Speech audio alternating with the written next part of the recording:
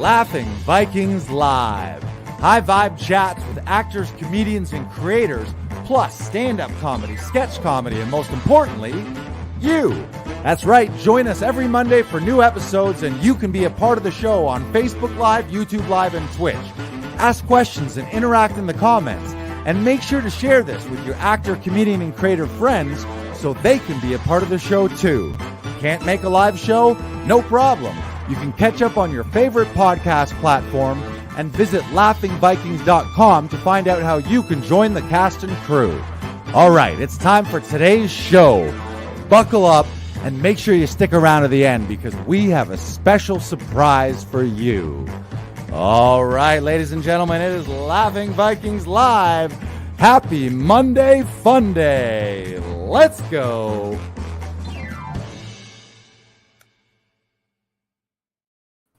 Oh, welcome to Armchair Expert. I'm Dax Shepard, and I'm joined by the lovely Monica Pat. Oh, wait, do I have the wrong podcast? Yeah, no, that's a different podcast. This is Laughing Vikings Live. I am not Dax Shepard. Brandon is not Monica Padman.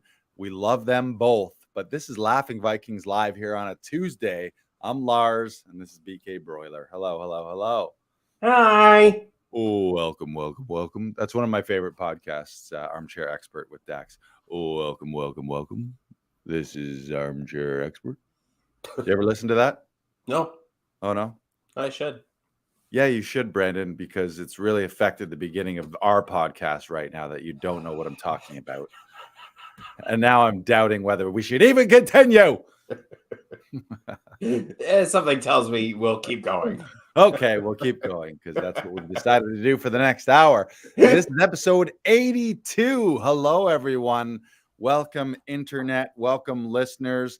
Wherever you are consuming this right now, into your ears and into your eyes and whatever other senses you partake in podcasting with. Maybe you're more of a, maybe you hold the phone, the device up to your body and you're just getting the vibrations right now. Oh, yeah. You're more tactile. Oh yeah, I'll give you the bassy voice. Oh yeah, yeah, that's good. That's good podcasting. Yes. Make sure listeners who are live and viewers who are live with us throughout the show, let us know what city you are in.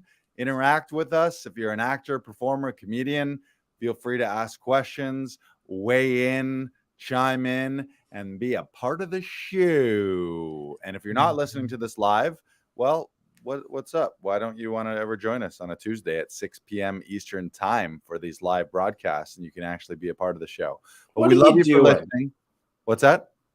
Never mind. Keep going. No, what were you saying? Go ahead. I was going to say, what are you doing? Yeah, what are you doing with your life on a Tuesday at 6 p.m. Eastern that you're not on our live broadcast? And the other thing right now, those of you who are watching live, you want to do us a solid?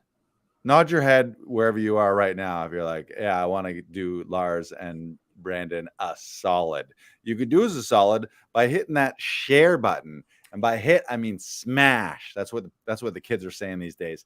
Smash that share button. Smash that like button. And share it out to your people in your network, people who are looking to be uplifted and inspired and empowered, because that is our mission here at Laughing Vikings.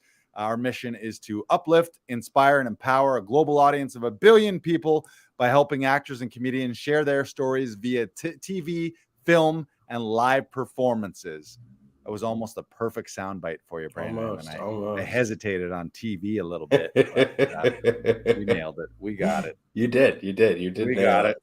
And everyone that is listening, make sure you also smash that subscribe button, whatever podcast platform you're listening on, so that you get the little notey notes, the little dings and the bells and whistles saying, "Hey, they did another one."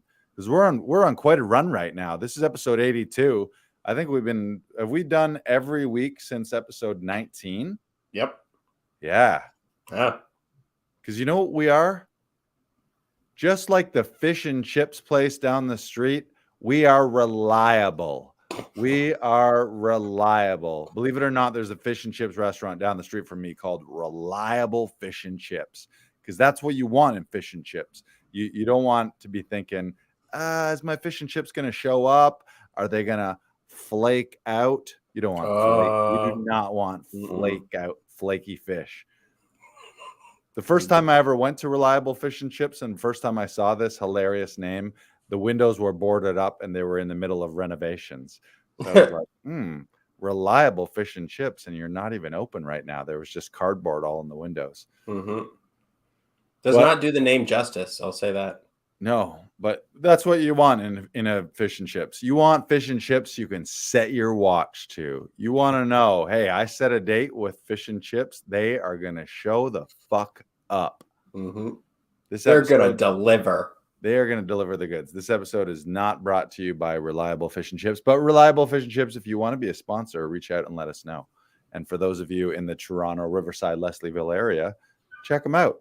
If you've been experiencing unreliable fish and chips lately, then check out Reliable Fish and Chips. It'll change your life. Yep.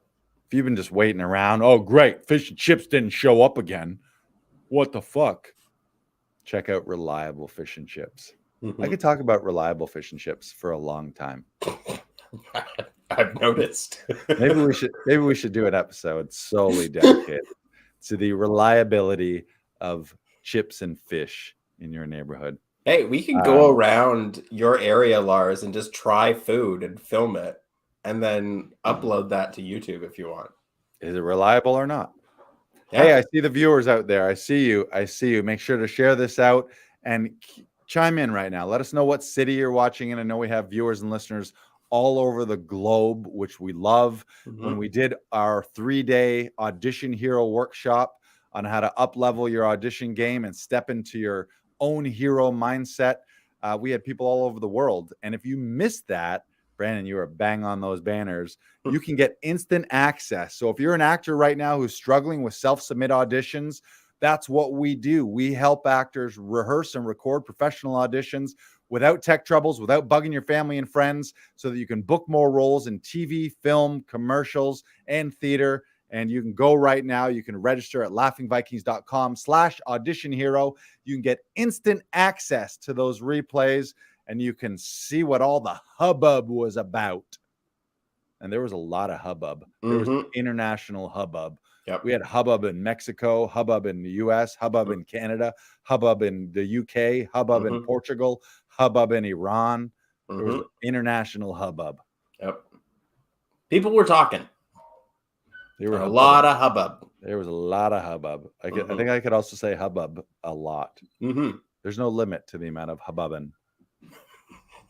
Sometime I want to grab some reliable fish and chips and just hubbub.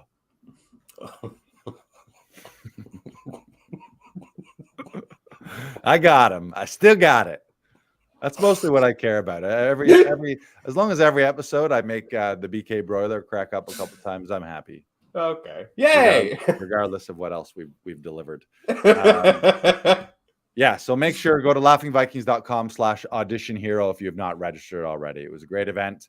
And we're going to do another live one, so also stay tuned for that. You'll hear about that soon. And we're going to open up the membership to Actors Audition Club at some point here in the late spring, early summer. So stay tuned for that as well. Nice. Well, the alarms are going off over here. They're excited for Actors Audition Club. If you can hear that, sign up today. That's the police. It's basically an illegal giveaway that we're talking about right now. Yeah, we shouldn't be giving it away. No. And the cops are coming to get us as a result of that. All right. We wanted to do a client shout out. You got a client shout out? I do. All right. This is a client shout out from one of our faves. You see it on the screen. Fog and Lasers, a.k.a. Rodrigo Stoll, beloved comedian in the Toronto community and actor. We love him. He recently posted, I've been going here for years, and it's always a huge help. Booked some solid roles and also got last-minute auditions in on time because of Lars and the team. Brandon has been an awesome reader that always has great notes. Thanks, Laughing Vikings. And thank you, Rodrigo Stoll. we fucking love Rodrigo Stoll. Rodrigo is one of those people that is like, he's a comedian's comedian. He's an actor's actor. Mm-hmm. I like, God forbid anyone ever says anything bad about Rodrigo Stoll. And I don't know what I would do. I might have to break legs or something.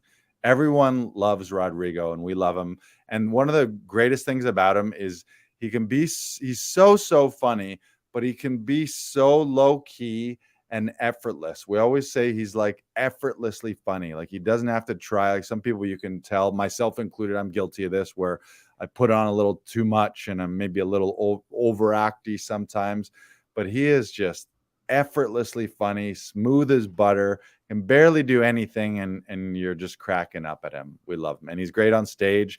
And Fog and Lasers is the name of his musical comedy albums. So check out Fog and Lasers. Check out Rodrigo Stoll. He's amazing. Mm-hmm. He's one of the very few actors that I actively work to keep in the room because I want to see more. I want to just keep seeing him do the same thing over and over again differently because it's so fascinating to watch. Right. Is also a great improviser, always has a great moment before, always has a great button, and he never misses those opportunities to stand out and to be unique and to put his own take, aka to pee on the script a little bit and make it his own. And it's always like, I love watching it because it's so funny and it's different every time. So he'll do a bunch of different takes and his read on the line will be a little different, or he'll improv something a little different at the beginning and at the end. And that's just one of the things that when casting and production sees that, they're like, oh, this guy is gold. Mm-hmm. We can just yell action and yell cut and let this guy just go to town in the middle. And if we don't say cut, he's just going to keep going and deliver the goods and just deliver this comedy gold. Yeah. Love him. Oh, so talented. Yes. And also shout out to his other half, Gwyn Phillips, as well. Mm-hmm. She's a fantastic actor and fantastic comedian as well. And the two of them are a dynamic duo, a power couple here in the Toronto community. And we love them both. And they're here a lot. So we love working with them. Yeah. Gwen is also just as fantastic. She is so funny, so commanding of the room. That's what I really love about Gwen. She just takes the space and owns it, and it's fantastic to watch. Again, they're both super versatile too. They have very, very wide range, and they go out for a lot of different types of roles. Everyone has their wheelhouse, but they're able to really stretch and cover a lot of ground in their acting. It's great. Yeah.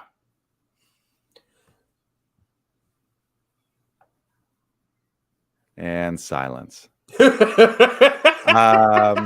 that's good. It's good.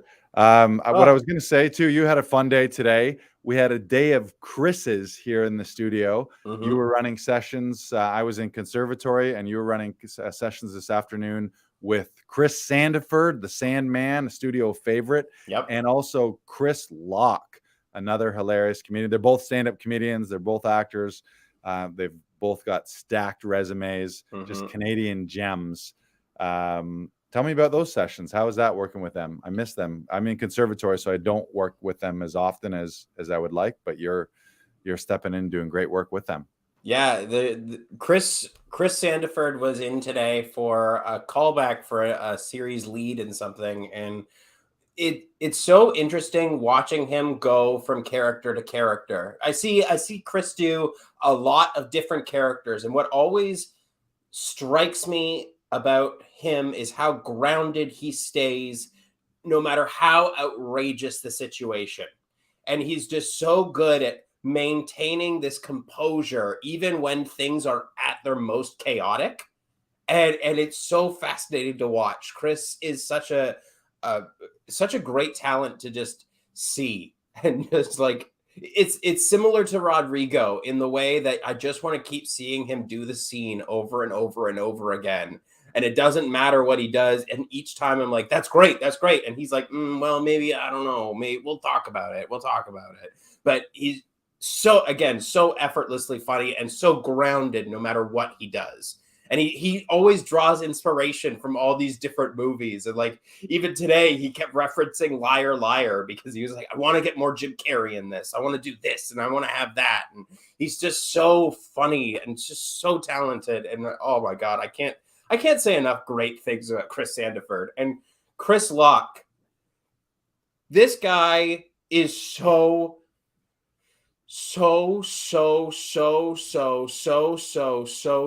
funny. It's And painful. it It's is painfully funny to watch him, where you're like, it doesn't matter what he does, whether he's attempting to be funny or not attempting to be funny. Often it's in between takes, like after cut. It's the thing he says right after cut that just like cracks me up. And he's one of the very few people. There have been a handful of sessions where I've blown takes because I've been behind the camera, like giggling and laughing and shaking because I can't keep it, or I laugh and then he laughs at me laughing, so he can't keep it together on camera. Yeah, and like effortlessly, he could just stand there and do nothing, and there's something about his essence.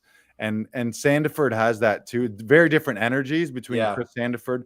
Chris Sandiford has a frenetic, a hyperactive type energy, and Chris Locke has a very droll, or just like I don't know how to explain it even. It's just, he's funny at rest. Yeah. And a lot of it comes from his eyes, where like they don't move, but everything else is moving, where like he does like some sort of lip thing and like will stick out his tongue at a certain moment, and like his eyes just stay exactly the same. And it's just, again, it's so fascinating to watch on screen that you're just like, no, I want more of that. He's like, well, I don't know. And I'm like, no, do more of that. all three of those guys. One of my dreams with Laughing Vikings is to get it to the size of like Happy Madison Productions that Adam Sandler has, or Heartbeat Productions that Kevin Hart has, so that you can green light your own scripts and your own projects, and green light your friends' projects, and just hand rolls to these people and make work for them. If I was Netflix or any of those production companies at Laughing Vikings, when we do get there, Chris Locke, Rodrigo, and Chris Sandiford, it would just be like, here's $10 million. What do you want to make? What are you working on right now? Go do it. I just trust it's going to be fucking great. Like that's the level I would like to get to. And we have a comment from another one of our Actors Audition Club members, who we definitely cast in something. Jareen Ignatius, who is our runner-up for our Actors Audition Club member contest for the Audition Hero event.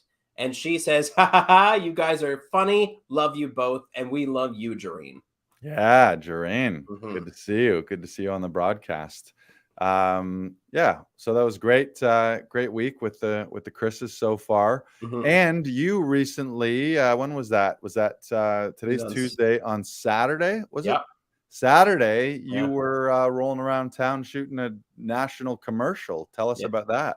It was a fantastic experience. I haven't been on set. Well, I was on set twice last week. Once as a featured BG, and the other doing an SOC role for a national commercial. And they were both fantastic experiences. And it was great to be back on set after being away for so long. And even just working at Laughing Vikings and being around cameras, it just made me feel so comfortable, and I was just having fun, and it didn't matter what I was doing. I was like, okay, I understand everything that's going on. And like, even on the bus, I was checking camera angles, and I was checking my eye line to make sure that my eyes were in the right spot, or like, and I would adjust as I went. And on the commercial, this is the first time I've had a laugh that made me feel immediately comfortable. There was a show at Comedy Alley. His name's Ernie. I don't know his last name, but Ernie Vicente. Yeah. He and I were chatting once after he performed at Comedy Alley, and he was telling me about how after you get a laugh as a comedian, you immediately just settle in, and you're like, okay, now I trust my material. I trust what's going on, and now I can just play. And once I got that first laugh during the commercial shooting from like the people that were behind the camera, and I got that first laugh, it was just immediately settling. And I was like, okay, I know what I'm doing. I trust myself. I know exactly what I need to do, and I am a funny person. So now I can just play. And that was it was a nice feeling to have, because I haven't felt that in a very long time. And it was really nice. The BK Broiler's back, baby. So look for him on a national screen near you. I don't think we can say what it was for, but as soon as it comes out, we'll plaster it all over the place, and you'll be seeing his face everywhere. And speaking of, you mentioned Comedy Alley. The weather's getting nice. It was 15 degrees Celsius. It's starting to get sunny, and that means that Comedy Alley is coming back. So you can enjoy a night of fun with friends in our intimate outdoor venue, featuring acts seen on Just for Laughs, JFL 42, Comedy Network, Hulu, HBO, Crave, all of the networks, all of the streaming services. We have some of the top professional comedians here at every show. And if you want to get on the VIP wait list and be the first to be notified when we release new show dates and get 50% off your first tickets, go to laughingvikings.com/comedy alley. Go there right now. You can get on the list. That'll get you first notified. You'll be first in line. You can reserve your tickets, and you'll get them at 50% off. It's going to be a blast. I cannot wait. The alley's back, baby. Boom. Excited for that alley. Nailed it. Brandon likes it when I get those nice clean starts and clean finishes, so he can clip that and snip it into a social media promo clip. But make sure you go laughingvikings/comedy alley. And if you're not in Toronto, you could still go there and sign up for the VIP list, because what we often do, I think most of the shows, we live stream them as well. So if you want to get on that list and make sure that you know and hear about when our shows are happening, you can hop on the live streams and you can be a part of the show that way. Ooh, nice. The Mansa King here, aka Shaquille James Hostin. That's one of his alter egos there. He had a callback today, so fingers crossed. There we go. Nice work. Nice work. Shaquille's on fire. Another one of our Audition Hero winners. He was the Audition Hero second runner-up, and Jareen Ignatius was the first runner-up. Great. Yeah, a lot happening. Lots of good stuff going on here. Yeah. Fingers crossed for you, Shaquille. Yeah, buddy. Great work. Yeah. And fun thing that we talked about last week, I had a commercial renew in the States. It's a U.S. national airing in the States for a month and a bit. And my mom, did I tell you my mom saw it on air as well? Yeah, that's funny. She texted you? Yeah. It's like, oh, I see Lars. Oh, cool. It's like, yeah. That's one of the most fun things. I mean, whether it's a commercial or a show, but commercials get aired more than a show often, and a show just airs the one time. But commercials like crazy, and I think mine's airing during a lot of sports games too, so they're heavily watched. So every day since it's been airing, I get little message on Facebook. Did I just see you in a Little Caesars commercial? Are you in a pizza commercial? Did I just see you? And from all over North America. So it's really fun and a nice little dopamine ego boost to remember that I'm active and in the game. So it's been great. And my favorite thing about it is just connecting with people who I maybe haven't talked to in a long time, and they see me and they give some nice, kind words, and I get to catch up and see what they're up to and what their family's up to. So it's really fun. It's great. And the other thing that we were talking about and we want to have a little conversation on is how you can be spending your time in between auditions and in between bookings and performances. There's a lot of things that you can be doing as an actor. That could be taking classes, could be working on your voice and speech, working on your body, doing some marketing things. And one of the things that I've been working on over the last couple of days is just a revamp of all of my materials. I got to book a new headshot session coming up soon. But I've just been editing and reclipping some of my demo reels. And recently I did that in conservatory. We actually have a business of acting class, and our instructor there encouraged us to go through our resumes, go through our headshots, go through our demo reels and clips, and just make sure that at all times we're presenting our best foot forward and making a great first impression to potentially new agents, to new casting directors, to production teams when they're looking at you to consider you for casting. So that's what I've been doing. So we have my commercial reel. And I think Brandon's going to cue it up. We can take a look at some of the fun spots that I've been done over the year, and we can talk about that. Just say the magic words, Lars. Roll the clip. Mortgages, get your mortgage here. Lowest rates in town. Hey, you look like you could use a mortgage. Just check a couple boxes here and here, and you'll be pre-approved within 30 seconds. Don't we need to go through a proper credit check? No, it's quick. It's easy. No worries. Is it too stuffed? Probably not. Little Caesar's stuffed crate crust pizza. Recently, my job, which is throwing guys out of biker bars and throwing their motorcycles with nothing but my bare hands, was relocated to a new town. So I needed to find a new way to express myself to these new fools and show them who they're dealing with. Ugh. That's when I found out how to order custom jewelry from jeweler.com. I got this. That guy. Yes! Yeah! My password is not incorrect. It's Sexy Steve 69. I'm sorry, but once a password is used, it's done. I'm not f***ing changing my password.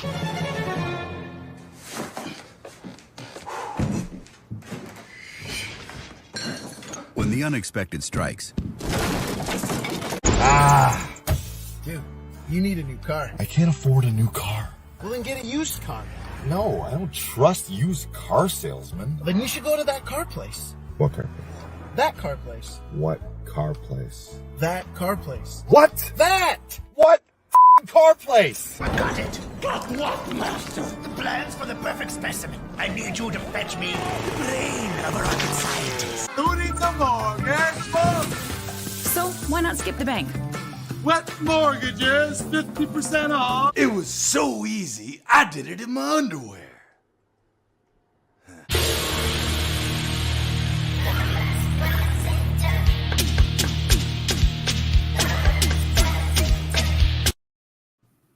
Yeah. Oh, it's a fun trip down memory lane, man. All of those were so much fun. So shout out to my agent, Bella Grundy, all the casting directors who've helped me land those roles, especially Man Casting, Powerhouse, and Jigsaw, who are three of the biggest commercial casting houses here in Toronto, and all the production teams. I've had the pleasure of, now I've done, I don't know, like that's a small sample. I've done probably a couple dozen commercials, and they don't all make the reel. You want to highlight the ones like your close-ups and the ones where you were the hero versus being a background or being in a wide shot or maybe being SOC. But I have so much fun on those. And we talked about that a couple weeks ago of it's nobody's end goal to be like, oh, my career goal is to be the best pizza commercial guy ever. Like as an actor, you're probably aspiring to leads in TV shows and series and leads in features and all that kind of stuff, maybe hosting gigs as well.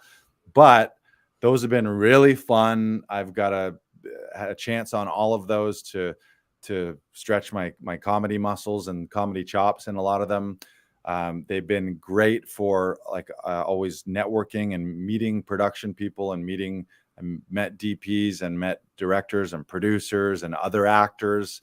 Often my friends are on the sets too. So it's just been a great experience. And the money that has come from those, like some of those, I maybe got paid $3 to $5, like on the low end, $300 to $500 if it was a non-union thing. But then some of the union ones, like that Little Caesars commercial, we shot that 3 years ago and it's renewed for 3 years. So I think I've got a renewal check coming for about $4,500 US. So from those days of work, which are usually, most shoots are a full day, like you might be there 8, 10, 12 hours. Yeah. But on some of them, I've been paid five figures plus for that 1 day's work now. So it's huge. Like that's, and I mean, I get it. How if you like, oh, I just want to do things that inspire me only, how maybe doing a commercial thing feels like, oh, I'm selling out, or this isn't my highest level of artistic expression. But man, and the other thing I've heard is I have some stand-up comedian friends who really just want to be on stage as a stand-up comedian. Like they're really funny and they're not really into the TV film thing or the acting thing, but they're at the same time maybe lamenting not having enough money, or like, oh, how am I going to pay the rent, and the whole starving artist syndrome. And I'm like, dude, like, you're great. Go book a commercial, and the 5 or 10 grand you make from a commercial, like, think about how many stand-up shows that is. And there's a lot of stand-up shows that pro comedians are doing where they're only getting paid $50 here and there, or $100 here and there, and 5 grand for a commercial. That's 6 months worth of rent potentially. And then they can relax and have fun. So it's that sense of, okay, I'll do one for the man, but then that allows you to sit back and relax, and then take that money and reinvest it into your own artistic things or your own shows, or just chill out and not be stressed out about, oh my God, where's my next rent check going to come from? Yeah. So yeah, those have been a blast. Those were so fun. Which one was your favorite? Biker Lars. Yeah. Shaquille's was Biker Lars. Yeah. Mine's Pants Guy. Skinny I really like Pants Guy. Yeah. So I'll tell you 2 funny stories about those. First, the jeweler.com, that's through Dan, I always mispronounce his last name, Dan Galea or Gallia, depending on how you pronounce it. Gallia. DG Special Productions. When I posted the reel on Facebook the other day, he was like, oh man, that was such a fun day. So sorry you got cut again. So we did a bunch of, and what he means is not cut out of the commercial, cut in the head. So the move was smashing a beer bottle over my head, and they have these candy glass, which is just breakaway candy glass, like literally made of sugar. They do them in a sugar mold, but they do have some little like shards on them. And whenever I do shit like that, I often get into it too much. I'm a stuntman's worst nightmare, because I get a little too much adrenaline and I get fired up and I'm like, yeah, I want to do this. Just hit me. So, but in this case, I was hitting myself, and we did 5 or 6 takes. And then I think by one of the last takes, I just hit myself too hard and a little shard of it. So I actually did end up bleeding down my head like an idiot. No fault of productions, completely my fault. So I 100% take the blame for that. But it didn't take away from the shoot at all. The whole shoot was great. I had a little nick. I had a bit of a headache by the end just from smashing myself, but it's really fun. I highly recommend it. If you ever have a chance to smash or to be smashed with candy glass, it's a great feeling, because it does feel like a bottle's being smashed over your head, but it doesn't have the weight, or typically doesn't have the sharpness. But I guess I somehow got myself. And how would you describe the feeling of having a bottle smashed over your head? Fun. It's fun.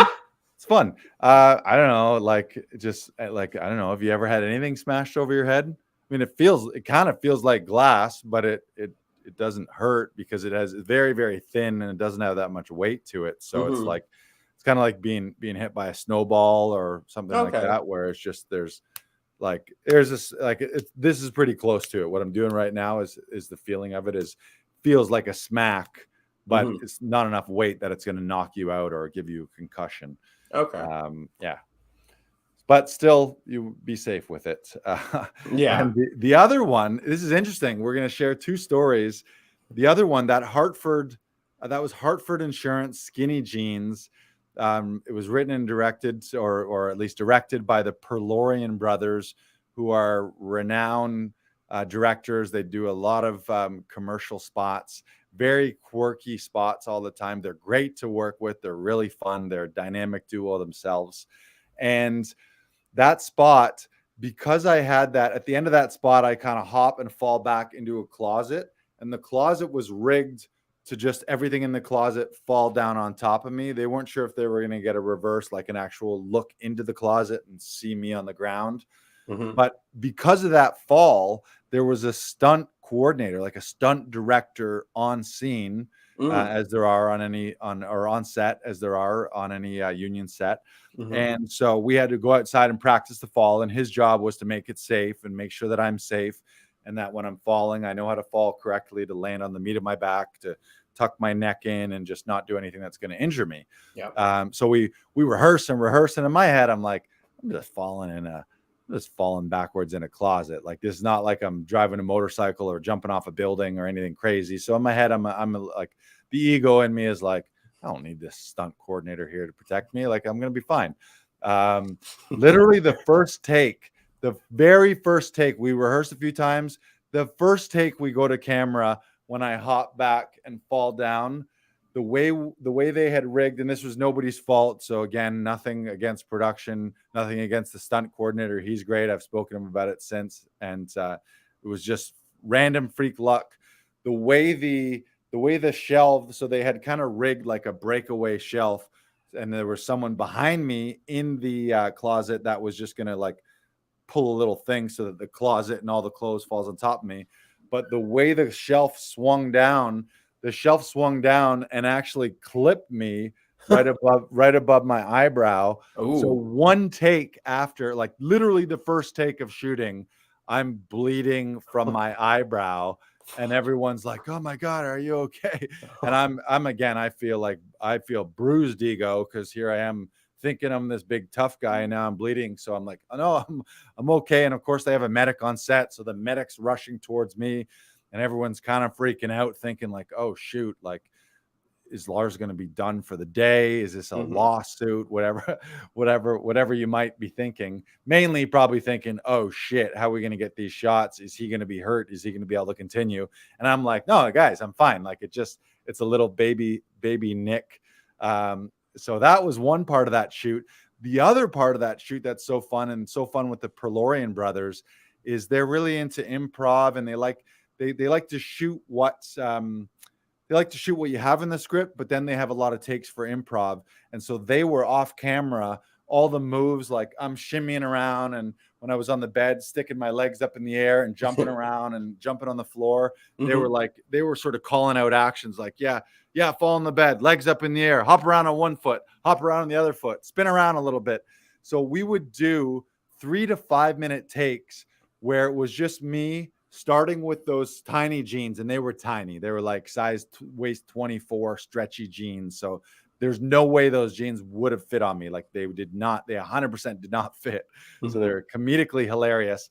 And then it would just be 5 minutes of me frantically jumping around like an idiot, and them yelling off camera like, "Yeah, one leg. Yeah, jump down. Yeah, do a little dance. Yeah, jump up, higher, higher, higher." And I was just doing it like, you say jump and I'll say, and I say how high, but to the point where it felt like I don't know if you've ever wrestled or boxed, but the reason those rounds are 3 minutes or 5 minutes long is because you were fucking gassed by the end of it. So I was going all out for these 3 to 5 minutes, to the point that later in the shoot, I had to basically tap out, where I was like, I need a break. And the stunt guy, they put me in a room. They were like, "You just go sit down." They gave me a bunch of water and like some apples and peanut butter to carbo load and to get my electrolytes back, because I was gassed. Like, we just kept doing these 5 minute takes where I would just be nonstop, like flailing all over, jumping full force, just doing all these crazy things. And by the end, I was like, I'm going to pass out.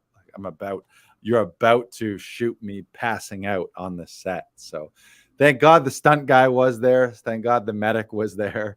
As an actor, never refuse a stunt coordinator, never refuse a medic. They're there for your safety and for your help. There was a lot of lessons for me those days, but so much fun. And I'm a better actor for it. And those skinny jeans, man, skinny jeans. Did you ever at any point throughout any of the shoot or any of the takes almost get those pants on, or was like there any chance that it was gonna get on? They would get up to like my hips, basically. Like, they were so small that they would shimmy up to my hips, but that was doomed from the get-go. Like, they were comedically skinny and tiny, and I'm not a tiny skinny guy, so there was no way they were getting on. Yeah, the other spot that I love in that, I love them all, and I had so much fun watching it. Brings back more so days from set, like the people that I worked with and just how the day went. That Neutrogena commercial where the announcer says like, "That guy." It's a Neutrogena. It's called Junk Face, and the idea of the spot was to use separate separate soap for your face and your junk, so you're not getting junk face by using the same soap that you use to wash your junk and then using it on your face. Okay. So my job there, it was like junk face, like this guy and that guy. So it's kind of a montage of different types of guys. And my job was this guy at the party, like this big oafy jock guy. And literally my action, I got to face palm a 7-year-old girl with love. We had it all worked out. She knew what was going to happen. We had a great relationship. But the director was like, yeah, just like face palm her out of the way. So she's blindfolded at her birthday party. It's a backyard birthday party. And she's just flailing around. And basically the scene is she's not finding the piñata. And then I'm this like ex-jock who used to play in high school in his glory days. And it's just like, I got this. So my action was step into frame with my baseball bat, face palm her out of the way, and then just wind up and fucking obliterate that thing as hard as I could, which, by the way, I want to point out, I am a right-handed batter. And for camera, there were like angles and everything. And for camera, can you switch hit? Can you do this with your left? And I was like, fuck yeah, I can switch hit. So I stepped up to the plate. I think we did that 5 or 6, 7 times. And I obliterated that thing. Just destroyed it. Felt so good. And we got to do it a bunch of times. So it's one of the great things about being an actor is you get put in all these crazy scenarios that maybe you wouldn't get to be in. And I don't think I would be at a 7-year-old's birthday party face palming her out of the way so that I could then obliterate the piñata, but I got to do it. And that was actually my first paid on screen gig. That was my first. It was before I had done any TV. Nice. TV or film. And the fun thing about that is about a year after we shot that spot, it won an award and then made one of those like top 10 commercials of the year, one of those funny commercial montage shows. Oh, that's cool. Then I got paid again a year later because it aired on network TV. I think the Gabriel Iglesias, I think he's a comedian. He's a international comedian, but he hosted the show like world funniest commercials every year at the time. And so I got a paycheck a year later that was like 2 or 3 times my original paycheck because it aired on US national television as part of that funniest commercial show. So I got bonus money out of that one. Nice. It was great. Yeah, it was fun. So much fun. You're making me want to go out and smash a piñata right now. Well, go on down to your favorite store, Dollarama. Go pick up a piñata and let her have it. Right. Or let it have it. Well, hopefully what everyone, what the viewers, aside from getting to see a little bit of what we do in our careers, this is to help you guys. And one thing I hope you're getting is our enthusiasm and love for the game. We both love to do this, Brandon and I, and we love to work with the actors who come through Laughing Vikings and come through Actors Audition Club. But we mentioned the reel because that's one of the things that you could be doing in the downtime. And you might be thinking, oh, well, I haven't done all these commercials yet. All you need to think of is how can you put your best foot forward with what you have right now? So if you have one commercial that you've done and you have the footage for it, that's your demo. If you have one scene from a short film or a student film, that's your demo. So take the best of what you have. And the other thing is, if you don't have anything right now, we live in a world where everyone's cell phone is an HD camera. And you can find studios, you can film either like a self-tape scenario or like a class style scene, or you can go one step further and find a few extra friends and maybe a sound guy and actually shoot a sketch or a scene on a location so that it has the look and feel. So that you're always doing whatever you can. Don't get caught in that situation where you're like, well, I have no demo reel because I'm waiting on footage, or I need to get booked in something. Like, to get booked, they want to see a demo reel, but I need to get booked to have a demo reel, that weird chicken and the egg cart before the horse scenario. Just whatever phase you're in at, just don't let any of those things stop you. Just do the best with what you have, where you have, with what you can. Use all your resources, call in favors, call in friends. You probably have another friend who is in the same boat, so you could reach out to them and be like, hey, why don't we do a scene where we're opposite each other? You can write it yourself. You can source a script and just get yourself on camera. That could be used to book yourself with a new agent, or it could be shown to new casting directors or production. Just do whatever you can right now. I urge you guys to do that, and don't sit back on your heels lamenting, oh, I can't do it right now, or I don't have this, or my best scene ever right now is sitting on an editor's hard drive. The other thing is follow up with people. One tip that I was given early on is make friends with production coordinators and production managers and or editors on set, so that on your shoot days towards the end, some without being the annoying actor or the pestery actor, be like, oh, okay, well, when is this going to come out? How long is this going to take in editing? When's the release date? Who do I contact to get the footage? So you have all those seeds planted ahead of time, rather than it coming out or wondering, oh, when is this going to come out? And it's a mystery. And you're like, great, the best thing I've ever done, and the thing that's focused on me and my best work or best proof of my work is like MIA right now. You can start to set some of those relationships up and be like, would you mind if I reach out? Okay, you said it's April now. You said it's going to be a couple months. So if I shoot you an email, and you often have their emails from call sheets and from when they booked you and all that kind of stuff. So you can plant those seeds and be like, can I send you an email in June to get that footage? Sometimes depending on the level of what it is, whether it's a student film or an indie film versus some top secret TV or film program, sometimes you can get all the footage. Even you can get the takes that they didn't use. So maybe your best take and some of your footage, or you have all of your coverage, because the scene will flip back and forth, but you might be able to get from the editor as a hard drive after it's been released and cut. Sometimes you can get permission where you just have all of your coverage for the whole scene, and then you might have a beautiful clip that you can use. So just be creative, be politely persistent with that.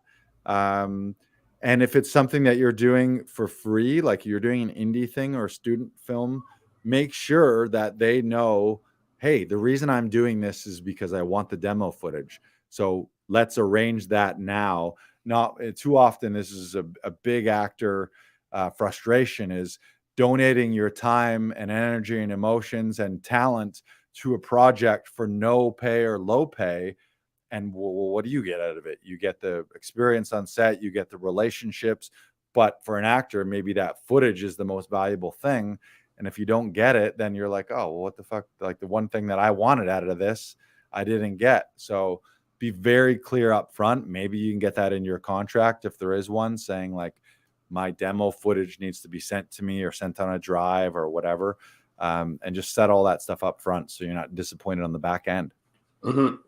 That's great advice, Lars. Yeah, I've never heard that before. And that is good advice. And I'm actually going to take that from now on. So thank you. Yeah. So one thing. Yeah. Oh, sorry. Did you have another point? No, I was just going to say it's real simple. It's just make friends and figure out who's who and figure out when it's coming out, but without being one of those people. Like, again, you want to be delicate and remember your task. Don't let it take away from your task at hand that day, which is being an actor on set. If you're spending more time talking about demo reels and hunting down an editor or hunting down a production person for the future, it's like also be present where you are. And I've been guilty of that too, where I'm like, in my head, there have been times where I've been on set and in my head, I'm already thinking about the next thing, or this is going to be great when I get the demo reel, instead of being present and focused right in that moment and just enjoy my time on set today while I'm here, rather than thinking forward about what this is going to do and the next rung on the career ladder that this is going to do for me. So to finish off our episode today, there is a video that I wanted to share with you all. It is by the Goal Guys. It is a YouTube channel that you can definitely check out today. This is a video called Sports Psychiatrist Breaks Down the Science of Being Clutch. Now, we're only going to watch about 4 minutes of this. And Lars, if you have any points to add throughout any of this, please just tell me to pause, and we can definitely talk about this. Roll the clip. A chance to send the Thunder home. Have you ever asked yourself what's going through an athlete's mind when they're asked to make the biggest play of their career, with a chance to hoist their team to victory, or see their dream of a championship vanish with one mistake? Chance right here, and shot clock is off. It's good! At the buzzer! Samora! In the circle, puts the shot in the air. Good! The game's over. Hits one in the right. Giants win the pennant. LeBron James, as great as he is, as gifted as he is, was not born with a clutch gene. As much as pundits will use simple anecdotes to try and explain why certain players struggle in these high-pressure moments, while others seem to ascend to new levels of greatness, the question we're really asking is, why do some players have the confidence to perform in these scenarios when the pressure is at its highest? What's going through their minds to make them believe they're good enough, no matter how big the moment feels? Self-confidence is at the cornerstone of great performance. And the misconception is that I need to have done something extraordinary to be confident. It's upside down. The way it works is that confidence only comes from one place and one place only, what you say to yourself. This is Dr. Michael Gervais, a psychologist who specializes in helping athletes achieve their best in these high-pressure moments. He's worked with Olympic athletes to MVPs to this guy who free fell 24 miles from the edge of the stratosphere. Oh, he also won a Super Bowl as an advisor to the Seattle Seahawks. I wanted to ask Michael how the best athletes in the world train their minds to perform under pressure, and if the tools that helped Kobe beat the Celtics can work for you and me to achieve excellence in our own lives, no matter the pressure.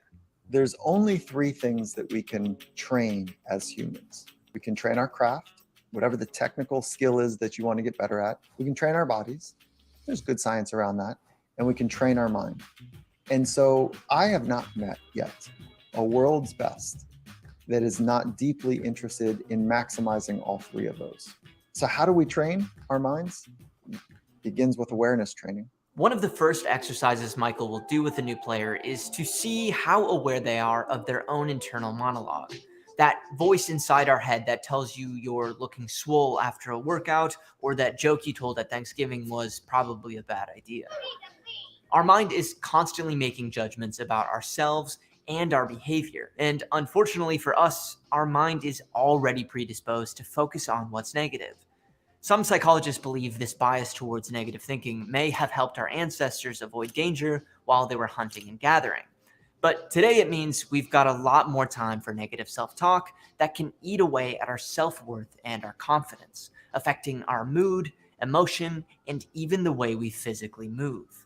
When you are in a negative state, if you will, a low confidence or a negative state, your body is trying to sort out, well, why am I so panicked? Well, if we're panicked, there must be a threat in the environment.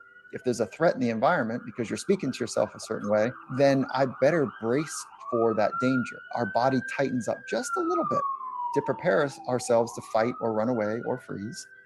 And so when we tighten up just a little bit to have that coiled up physiological readiness to respond, we are now literally in a different body than when we practiced. A tough night for Simmons. Perhaps the most recent example of mental stress transforming a team's performance came in the 2018 NBA playoffs when the Houston Rockets, one of the most prolific three-point shooting teams in NBA history, had a chance to clinch a spot in the NBA Finals, only to go on and miss 27 three-point shots in a row and lose to the Golden State Warriors.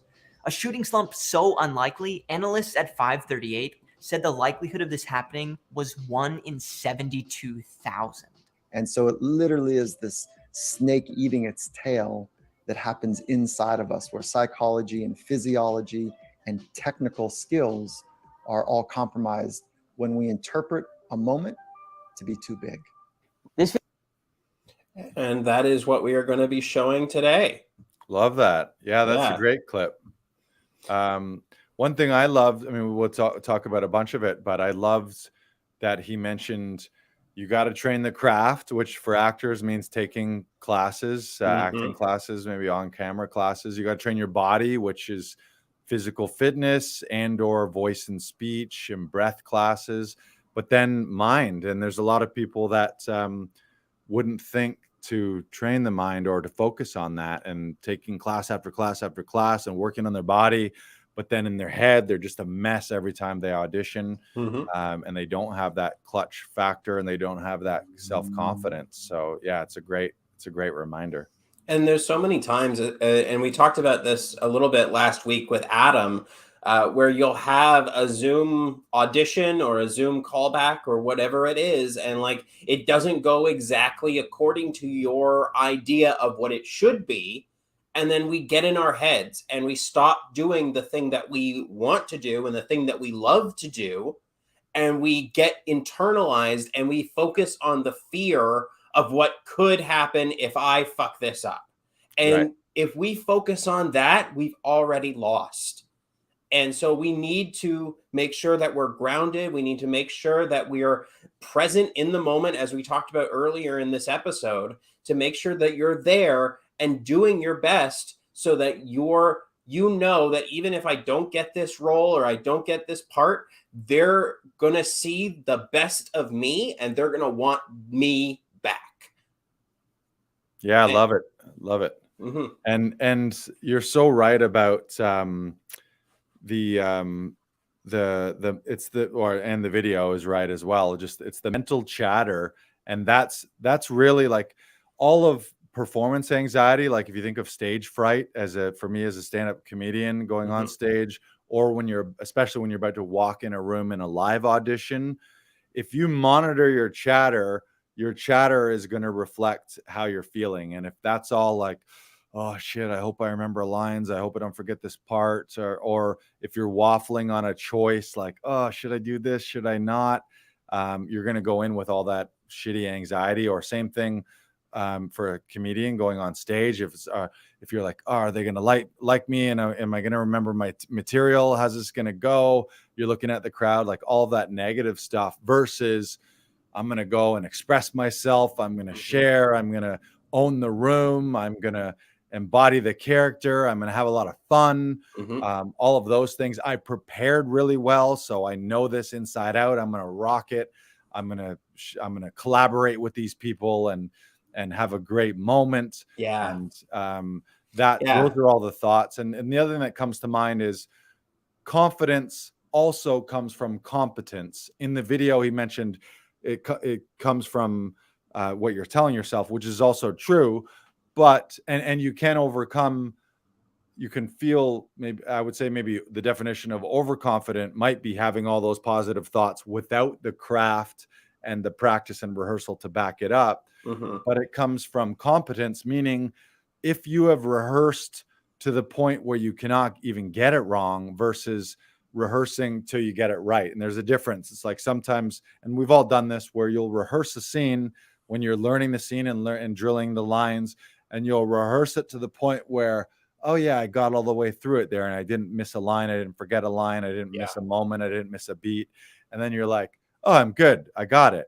But then when the time comes, when it's lights, camera, a panel of strangers in front of you, and the stress of like, this is the one, this is worth $10,000 or $100,000, or a series lead where it might be millions of dollars, that stuff is all going to fall apart unless you've done your work where you've rehearsed and rehearsed and rehearsed so many times that you can't get it wrong because you've done it every which way.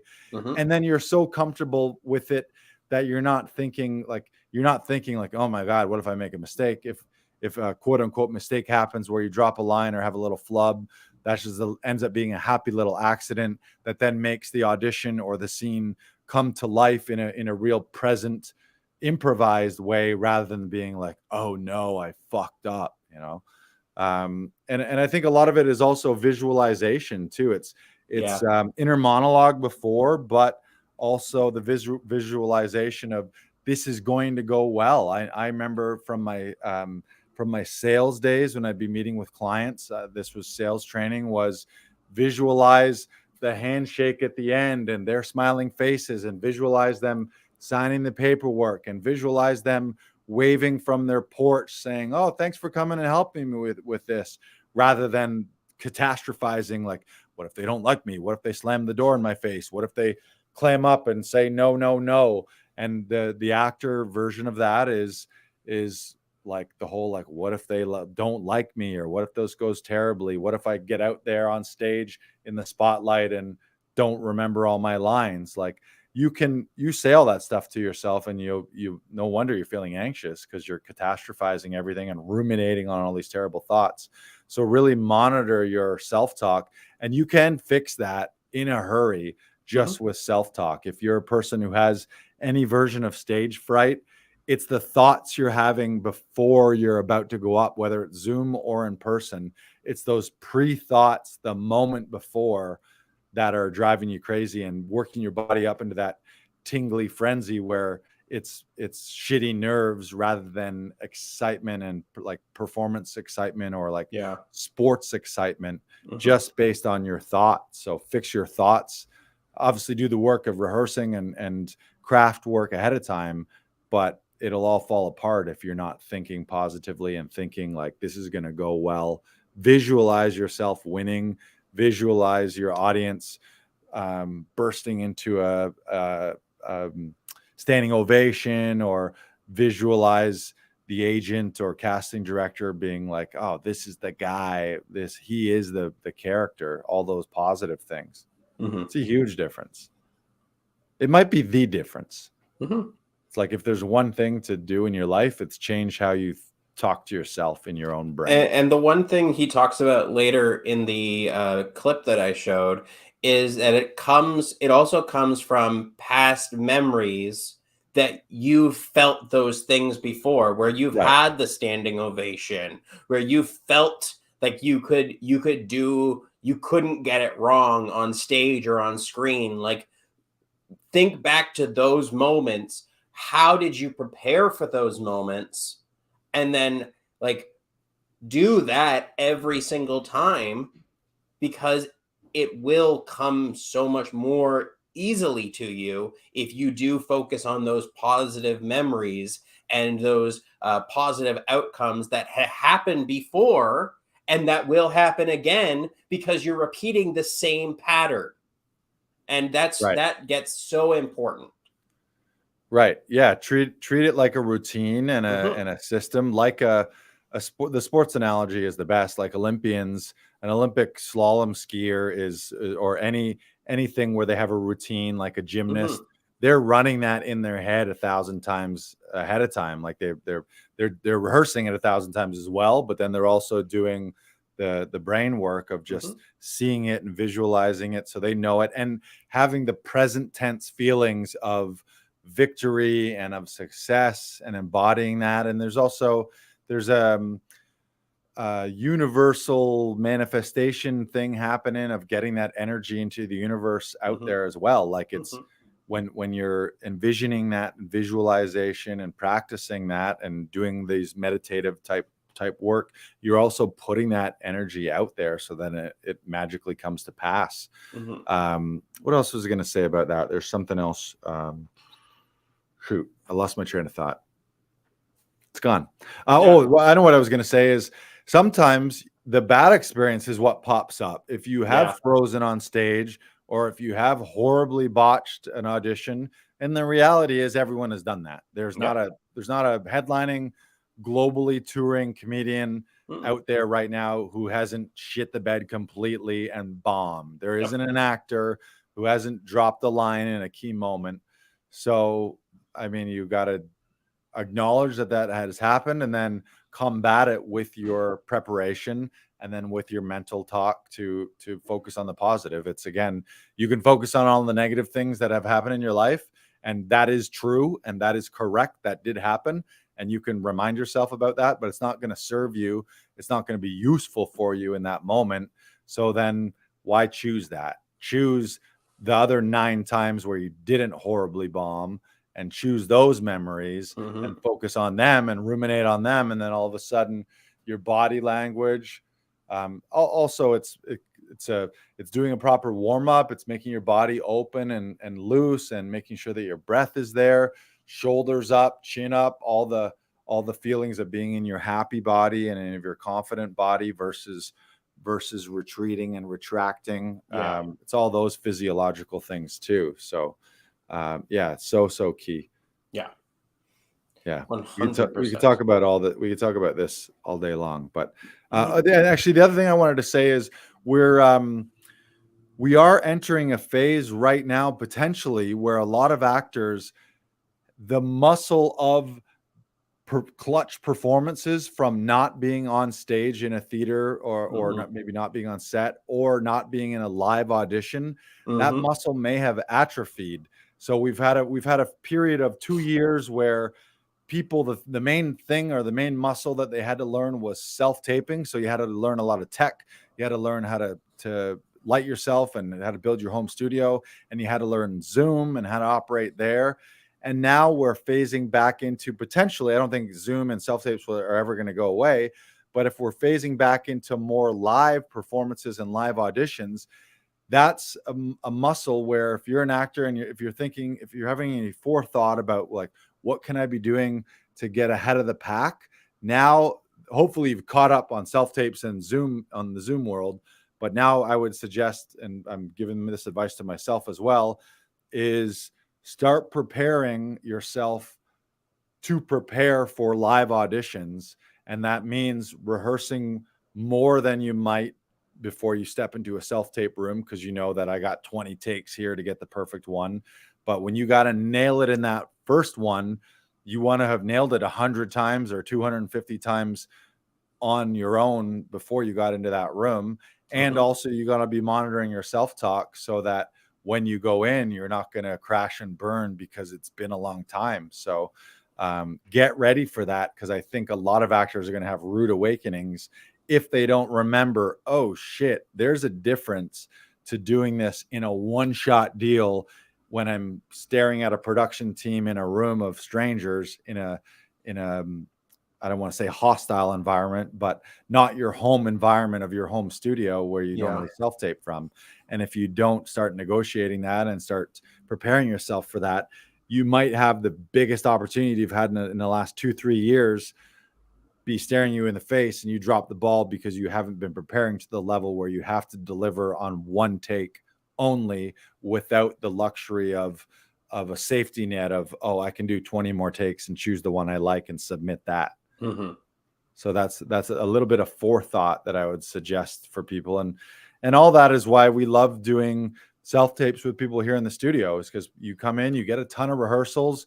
If it's a Zoom rehearsal, we have or a Zoom audition, we have a lot of people who book their session with production where it's a live Zoom thing, but they'll book our studio with a session director. So you can come in, and instead of going into it cold, where when you do it on Zoom, it's your first time, you're a session director. So Brandon or whoever's working with you, myself or Lucy or Amy or Kat, whoever's running the session, can rehearse it and do it with you. And you can work out your eye lines on Zoom, and you can be in the flow and be in that confident moment of, okay, I've just done this 25 times. And then when production and casting pops up on the Zoom, it's just take 30 of take, like, instead of take one, you know? So, and to book those, Brandon just flashed it up. You can book your next session with us either in studio or via Zoom at laughingvikings.com/links. If you go to laughingvikings.com/links, you'll see a bunch of buttons there. You can book whether it's a Zoom audition, you can book whether it's in studio audition if you're in Toronto, and we can help you out with that. Yes, we can. So I think we're coming up on our final segment, Lars. And would you like to hear a quote to inspire your week? Hit us with that inspo. This quote comes from Leo Tolstoy. It is, "The two most powerful warriors are patience and time." And I think that's so important for what we're talking about today. Things don't always happen in the time frame that you have set for yourself. And that's okay. That's okay that things don't exactly happen in that time frame. They will happen eventually because you have passion, you have drive, and you have vision, and that you have fun. If you continue to do those 4 things, you will be successful in anything and everything that you do. Keep going, keep fighting, and don't let your own expectations limit your potential. Love it. Yeah. Gary Vaynerchuk talks a lot about patience too. And he often contextualizes in the idea of loving the game. Mm-hmm. It's like what he does, there's no urgency. He's got his long-term goals. Like he's always playing like an 80-year game or a 100-year game because he loves it. So he's not worried about a destination. Mm-hmm. It's more so the journey. So yeah, have fun, work hard, but the pressure of like, oh, I'm not where I should be right now, or comparing yourself to other people and why are they getting what they're getting and I'm not getting that. I thought I would be further ahead. It's like have patience, but also just have love of the game so that you have control over that rather than being outcome focused and expectancy focused on what you're going to get eventually when you get to the top of this mountain that doesn't even exist. Just loving the game and the fact that you're playing, that's what you have control over. So every time you're rehearsing, every time you're looking at scripts, every time you're reading, every time you're auditioning, every time you're on set, on stage, that's what you're doing for it, because you only have now. So don't worry about the future or the past. It's just, are you doing what you love right now? And if you are, then bask in that and enjoy it. And remember that we all end up dead. Sha-la-la-la. La la la la. Thank you, everyone. Really that's sorry to cut you off there. No. But once we all get over the fact that this road ends for all of us with death, then fucking enjoy what you have right now.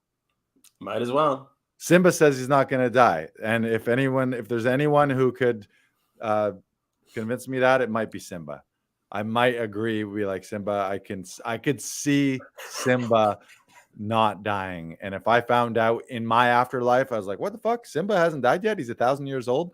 I'd be like, oh, that makes sense. That guy's he is a wizard, Lars. He's a wizard. Yeah.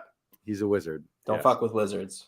Yeah. Well, all I'm saying is so far, everyone in history has died. So if history continues to repeat itself, which it may not, with things like what do they call it? The what is it when computers and people merge? It's called something. What's the word called? Cyborgs?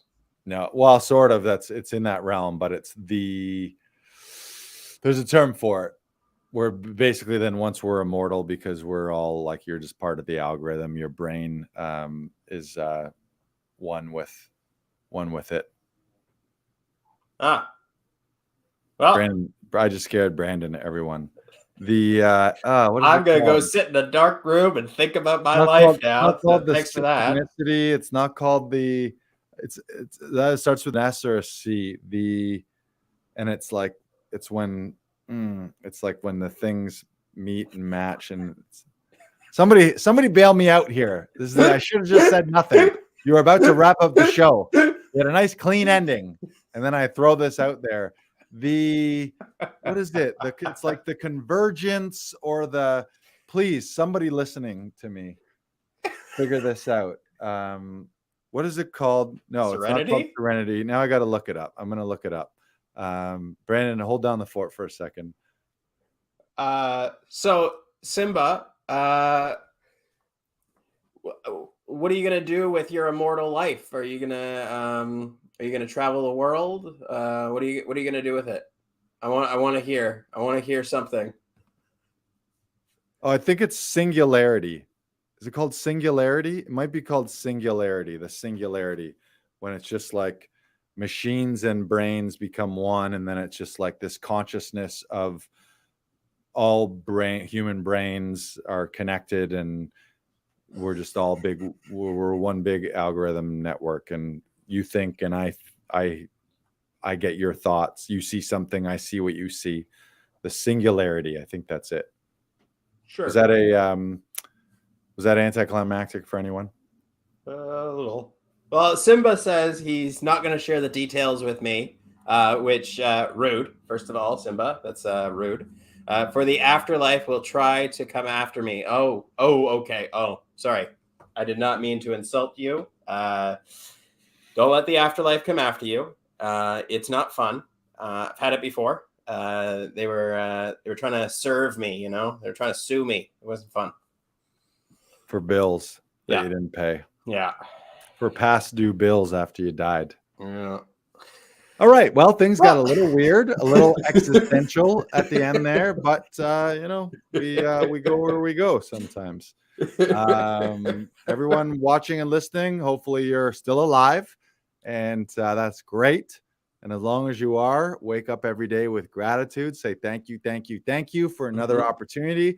Because the fact that you're even alive is a 1 in 400 trillion lottery that you fucking won. So if you're here now in the greatest time to be alive right now, couldn't have picked a better time in all of human history. It's like, did you want to be in the medieval times? No, you did not want to be born then. No, probably not. No. Because we would have been forced to march into another army with swords and axes and cut each other's heads off. Not fun. Ooh. Isn't it? Trust me. No, it's not. Trust me. It's not fun. It's not fun. It's not fun at all. We love all of you. Make sure to smash that subscribe button and do us a solid. Share this broadcast out. Hit the share button if you're watching on Facebook or on YouTube Live right now. Share this to your friends, especially your actor friends. And make sure if you have not registered for Audition Hero, you can get access instantly to the 3-day training.